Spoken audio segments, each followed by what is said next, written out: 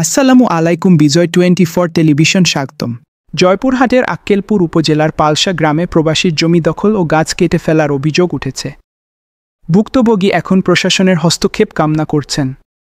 এই ঘটনায় স্থানীয়রা উদ্বেগ প্রকাশ করেছেন। স্থানীয় পুলিশ প্রশাসন দ্রুত এই বিষয়ে পদক্ষেপ নেবেন বলে আশ্বাস দিয়েছেন জয়পুরহাট জেলা প্রতিনিধি মোহাম্মদ ফিজুল ইসলাম। ছবিচিত্র। আমার স্বামী প্রবাসে থাকে, এটা আমার শ্বশুরের জমি। আমরা চাষ করে খাই 9-10 বছর থেকে।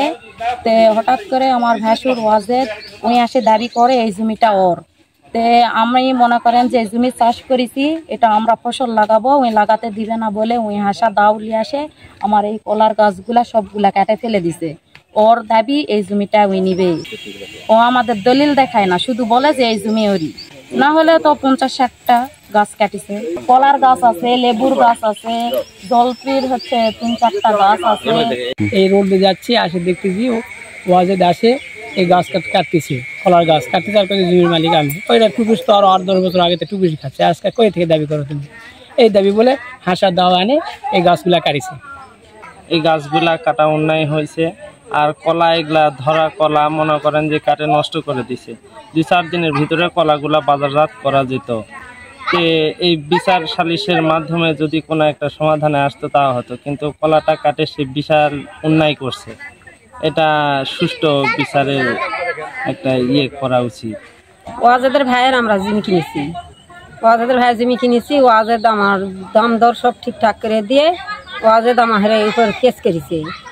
ওয়াজেদ আমার খুবই অশান্তির করতেছে। এরকম সবার সাথে ঝামেলা করে, সবার সাথে গন্ডগোল ফাজাত করে। উনি গ্যারার টাইপের লোক। উনি হলে কার কথা মনেও না, কার কথা শুনেও না। যে অভিযোগটা আমরা পাইছি, অভিযোগের প্রেক্ষিতে আমি নিজে সব ঘটনা চলে গেছিলাম, বুঝছেন। ঘটনা যাওয়ার পর উভয় পক্ষের কথা বলে করা হয়েছে, মানে প্রাথমিক তদন্ত করে আসা হয়েছে আর কি। ওরা আশা করে এখানে আসা পড়া মানে আইনগত ব্যবস্থা আছে আর কি, প্রক্রিয়াধীন আছে।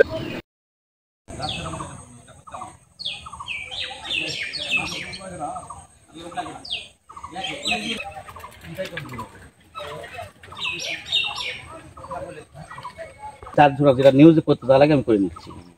তাহলে তুমি